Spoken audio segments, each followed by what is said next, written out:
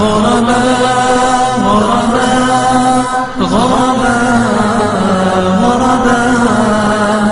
غرباء ولغير الله لا نحمي الجباه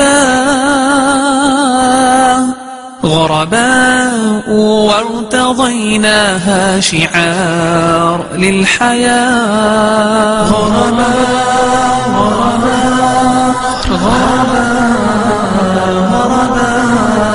إن تسل عنا فإنا لا نبالي بالطغاة نحن جند الله دوما دربنا درب الأباء نحن جند الله دوما دربنا درب الأباء غرباء غرباء This project started towards the end of 2004 when I was still in New York, and the idea was to facilitate Arabic education for Muslims across the country. And the philosophy really I had was that one of the obligations and really responsibilities of Muslims is to be educated in their deen, and one of the biggest obstacles in us being properly educated in Islam is really the Arabic language, because the primary sources of the religion are in Arabic.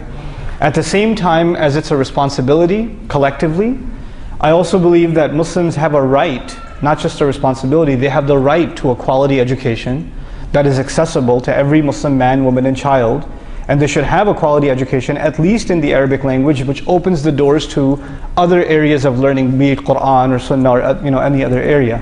So when I first started learning Arabic for myself, it was a very difficult journey, from one teacher to another to another to another, and I didn't have the luxury to be able to travel abroad or to spend a lot of money to go to a university to do a degree in Arabic, etc. I was very much hand to mouth as a student. So when I went through whatever journey I went through to get to a certain level in Arabic, I felt, well, if I really wanted to learn it this bad and I had to go jump through all of these hoops, I'm sure there are people that are far more passionate about learning this stuff than I am, and they don't have these opportunities. So something has to be there that creates this opportunity. So when I started this project in New York, alhamdulillah, we started at a masjid I used to live in Long Island in Bayshore, and the response was just incredible. And word of mouth spread, and requests started coming. Can you do the same program, like a short Arabic class for the Muslim community in New Jersey? Can you do one in Connecticut? Can you do one in Maryland? And just no advertising, no radio, no flyers, nothing. Barely a website at the time, and just word of mouth, it kind of started spreading to the point where it got out of control. So alhamdulillah, it's been, that's where we started, and now alhamdulillah I have just a fantastic team of colleagues that are just increasing by the day, and I'm constantly looking for new talent as well. Myself and my colleagues included, we must have visited over at least 180 masajid all over the country. Alhamdulillah, all over the US. Can I plead the fifth on that one? But I'll say Irving, right? I'll say Irving, okay. Irving is absolutely one of my favorites though. Alhamdulillah. I came here in 2007, I taught. Some of you might remember. I came here and taught in 2007, and I came with my brother-in-law. We're both from New York, and when we came here, I'm teaching the class upstairs. We had about 85, 90 students, and there was a volleyball tournament going on between the Irving brothers and the brothers from, I think, ISAT, or Central Masjid or something, and the guys at Irving were getting clobbered. They were getting destroyed. But well, I didn't know. I was just enjoying the fact that there were bleachers back there and people watching the game. And my brother-in-law and I, we're from New York. We don't really see that kind of activity. So we're like, is this Eid? Did we miss what's the party about? So we kind of decided to move it. But long story short, after all these years of traveling, the idea, the virus that got planted in my head was, we need to create like a serious program, not just something that introduces people to Arabic, but an actual proper alternative to traveling abroad to study Arabic over here in the US. And by Allah's grace and really miraculous help from Allah and completely unexpected, overwhelming support from all over the country, we were able to set up our mini campus right here across in what used to be the Nokia headquarters. So we've taken up the 5th floor, and we've started our program, alhamdulillah. And so far so good, inshallah ta'ala. That's good. So I've heard actually news about next year planning? Yeah, we started our registration for next year. And those of you that want to know more about it, inshallah, maybe towards the end of this program I can talk to you folks about it.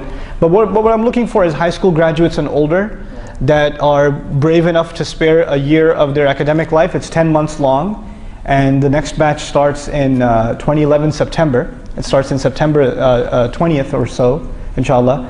And already, I mean, it's been a couple of weeks since we opened up registrations, and I don't have any Dallas applicants yet, but we have several applicants from outside the Dallas area already. Alhamdulillah. So I'm hoping we see some more local participation this year, inshallah. So let's get down to the nitty and what role does a Muslim teen play in today's high school and college, and also even to the point of the last question of being a young professional? Okay, so one thing at a time. Right, one thing at a time. Okay. The thing is that, when we're talking about a teen growing up in high school, the pressures and all the different, peer pressure that they get and the different levels of expectation that the parents have at home, how can you show them, give the perspective of... I have kind of a weird perspective on this. To just be totally frank with everyone here, I feel less in a position to tell you how you should be in high school because I was pretty messed up in high school myself. But but I can tell you of some things that I've seen work. And I want to start with a recognition that there are two ways you can look at Islam. There's really two main ways you can look at this deen in your life.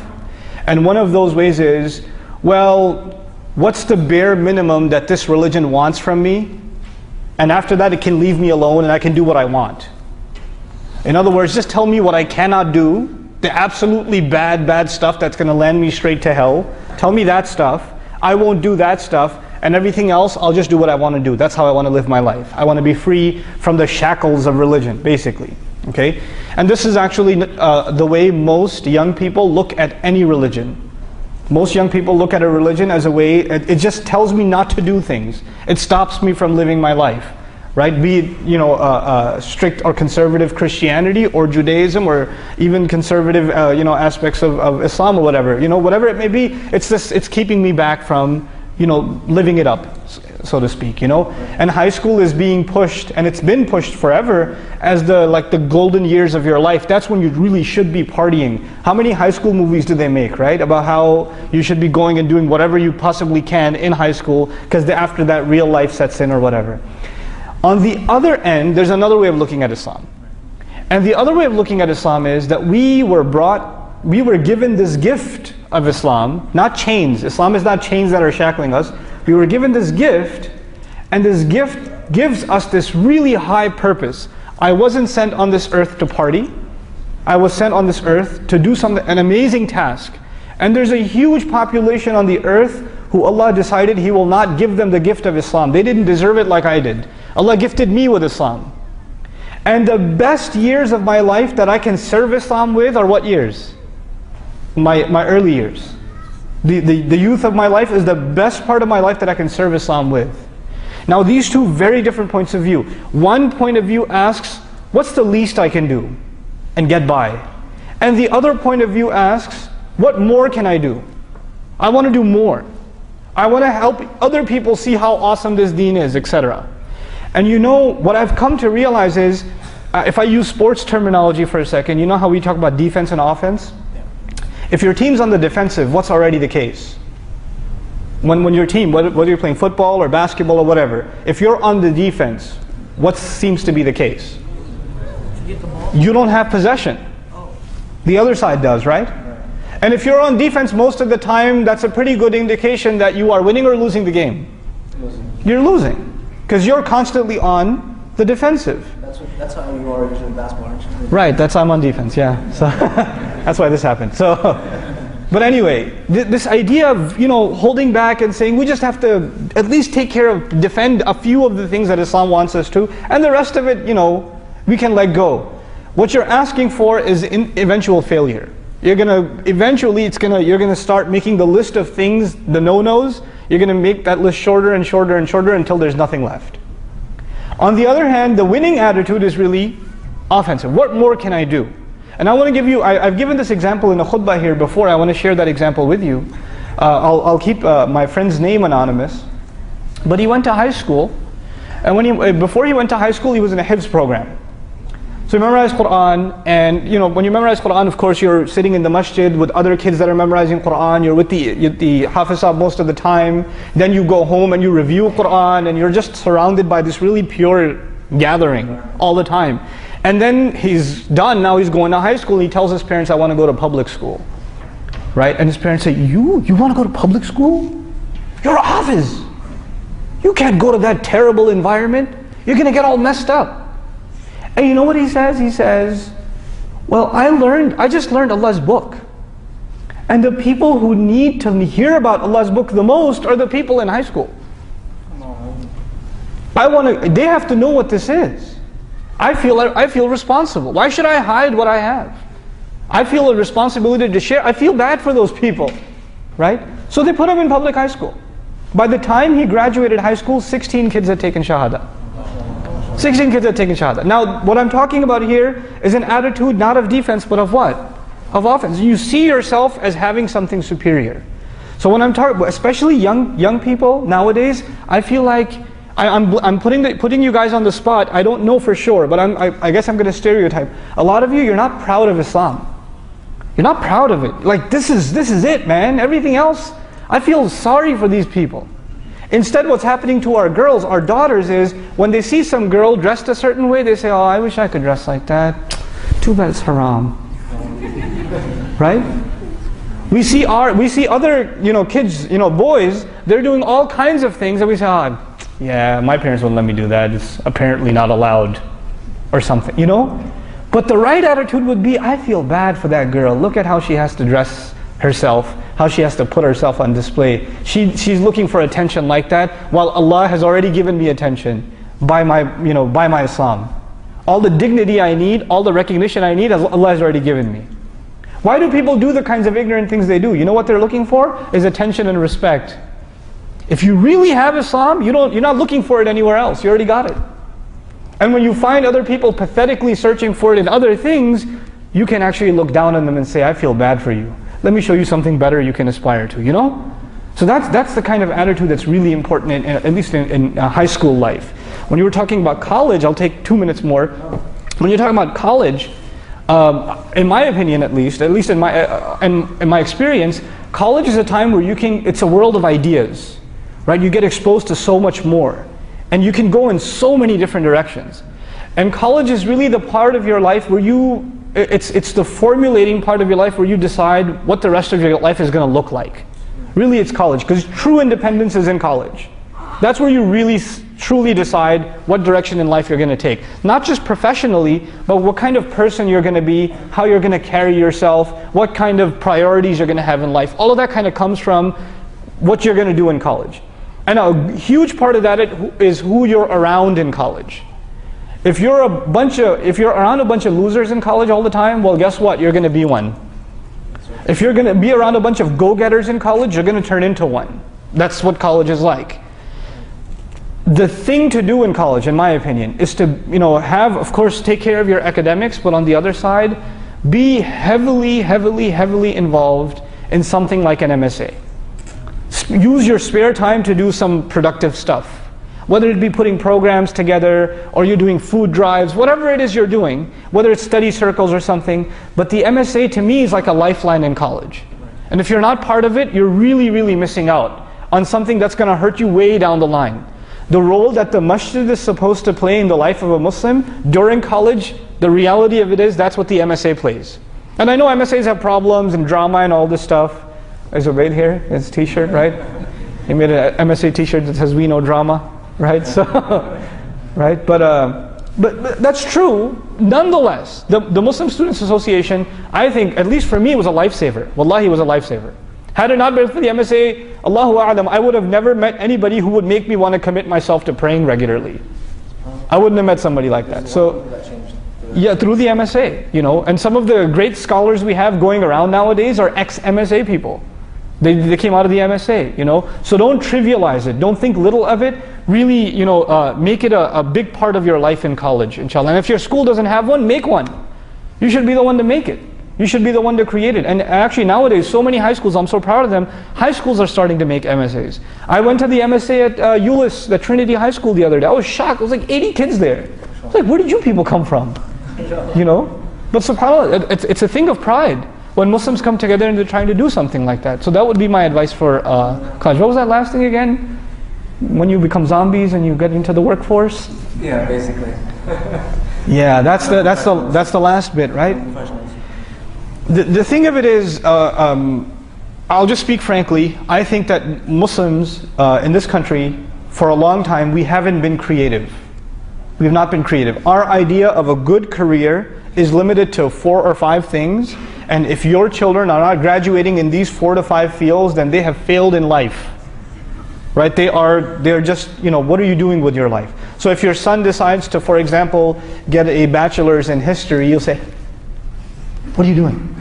Is that why you brought you to America, to study history? No, no, no. Forget about history, worry about your future. Right? And do computer science and do like accounting, and you know, if you can't, you know, do, okay, no, first let's start with Jannatul Firdaus. Do med school, and then, you know, at least engineering, and if you can't do that, fine, a little bit lower, you know, kind of barzakhish, but you know, computer science. If you can't do CS, you can't be a programmer, at least do IT. Okay, fine, be an accountant, you know. Oh, education, way at the bottom, education. Right, so we have these, like, we figure out that these are the careers that are successful, and we push those on to our kids. Listen, this is not the British Empire leaving Pakistan and India behind, and the only careers left are the ones that the Brits left for us. This is not that anymore. This is really, I mean, I don't mean to be cliche, but it's a land of opportunity. Right? And there's so many creative fields that we could use Muslims in, and that you can, it's not just that it would be a great service to the community, but they can really be lucrative careers. So my first bit of advice would be to first, you know, identify for yourself, and college is the time to do that, and high school is the early time to do that. Identify for yourself what are the subjects and what are the areas of study or specialization that you find interesting, that you really like, genuinely like. And then in college, find out, like, speak to professionals in that field, speak to counselors, advisors, and find out what kind of career paths are available in that field that you personally really, really like, and not just like, but you're good at. These are 2 things that are important. Because you can really like something, but you're no good at it. Right? Don't do that. Because you won't get anywhere. And sometimes you're really good at something, but you don't like it at all. You're really great at it. You hate it though. And you go and do it anyway because you're good at it, and you know what happens? You're miserable your entire life because you hate going to work every day because you can't stand your job. Right? So it would be good, it would be an effort on your part to look for something, A, that you really like doing, and B, that you're good at, and then pursue a career in that field, inshallah ta'ala. And even if that doesn't happen, that's the ideal case, right? But even if that doesn't happen, have a career in which your life is not your career. Your life is not your career. I used to be in IT back in the day, way before, you know, we're talking about the age of Pentiums and, you know, 386. You guys don't know what that is. Okay, anyway, right? When Windows was the thing, right? So, but when I was in IT, you know what happened? Technology was constantly changing. So to keep up in your career, what did you have to do? You're at work when you're at work, and you're at work when you're home, so you can stay at work the next day to keep up with your career. So your work basically consumes you. And you have no energy, no time left to do anything else with your life. That is it, that's all you are. You ever seen people that work so hard, every time you talk to them, all they can talk about is work?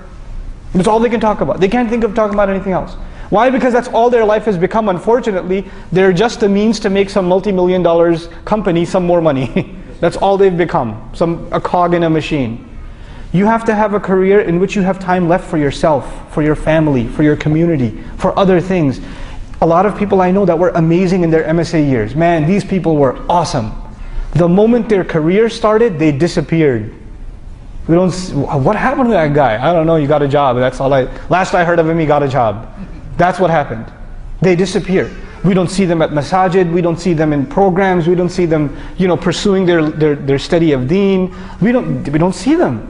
And in some cases it's understandable, you're busy with family and things, you know. But you know, it's something you have to be cognizant of. Don't lose who you were. Don't lose who you were. And if your children see you not having any activities outside of your career and doing the groceries, they don't see you actively participating in wanting to learn the deen for yourself, in wanting to gain a better understanding, doing something for Islam, whether it be in the realm of da'wah or humanitarian work or whatever it may be. If they don't see that, how are they going to get inspired? You know? So these would be a few tidbits about just high school, college, and career. Inshallah. That's good. But coming back to the professional, what do you think about money making? Because a lot of guys, when I started making money, it was like, wow, my dad and my parents were giving $20 a week, and I was happy. So beyond that, it was just overwhelming. When the money started coming in. Right? Yeah, exactly. When the money started coming in. Yeah. How do you control that? And think about saving or spending and that aspect of controlling it. Because I mean, a lot of times parents don't give their children that added independence from the beginning, yeah, in the early ages, and they have no idea how to manage money. Actually, here it's at this part of the discussion, I'm very grateful that I was kind of my high school years were in New York City, where most families live hand to mouth, so we don't have disposable income like we do in the South. Like here, life is very cheap, so generally people are better off. And if you think you're not well off, go to New York. You'll see what I mean. Right? Where the entire family is working, and they're working 40 hours, even if they're in high school. Like I worked 40 hours throughout high school. And that was just, my siblings worked too. It's just a norm, you know? But one of the benefits of that was, it made us responsible with, and appreciate hard-earned money. It makes you responsible in life. A lot of our youth, they haven't actually ever felt the need to take responsibility. They've never felt that need. They say, if I screw up, you got a job at the Apple store, or you got a job at the mall, or you got a job somewhere, you're helping out at high school or whatever, some extra money's coming in. But even that you won't take very seriously, because even if that goes away, well, you still got mom and dad. They'll take care of you. They'll take, they'll spot you or whatever. My dad early on, one of the biggest favors he did to me, he said, you're going to pay your own college tuition. You get it through your head. I said, okay. And for the brothers, at least take it like a man and say, yeah, okay, I'll do it. And so from high school on, I was thinking like an adult. Like, this is how I'm going to budget my money, this is where I'm going to go to college because I can afford to go here, this is how I'm going to manage my time. And this aspect of life, we're not giving our children. And we have to. They have to, if your kids are teens, a healthy thing for them is to get a job. It's healthy. It's not about the money. It's really not. And you have to make them responsible in chores in the house and things like that. And this goes for brothers and for sisters. Get a job at the library. Get a job at volunteer at the local hospital. If you don't want to get a job, volunteer. Be part of the community center locally. Something. But you have to be involved in something like that. It builds responsibility. So when you do run into money, you respect it. That it doesn't just come out of trees. A lot of people have careers now, and even they don't take their career seriously because you know what? In the back of their head, if this goes, at least I can move back with mom and dad again. They're in the back of their head, they're still on vacation. The time for vacation, you have to become independent. You really have to become independent. And you have to think like that, and you have to think responsibly, right? As far as, the money coming in is concerned, Muslims should have, in my opinion, the idea of we should ward dunya away and we should be people of akhirah is true. At the same time, Muslims, we shouldn't have love of dunya, but I tell you, we should be the highest paid people in the country. Muslims should have the highest salaries. We should have the most successful businesses. And not because we want money, but we can pour that money into Islamic work. We can build infrastructure for future generations. We can't do that if we have nothing to work with. You follow what I'm saying? And the real strength of our times, the real power in our times is economic power. That's what real power is. You can have military power, or you can have economic power, and let me tell you, most of the time, economic forces even drive military forces. Right? Economics is the currency of power now. Right? So we have to be empowered like that. But we have to maintain the balance that even if we are making loads of money, that our goal in life is not the money. The purpose is not that we make the money. The income we're generating is for a higher purpose. It does something more with life, So, and for this reason, we have to kind of balance the idea of good, entrepreneurial careers and businesses with, inshallah ta'ala, this giving spirit. Bi'idhnillah. Thank you for coming, and it's been a pleasure.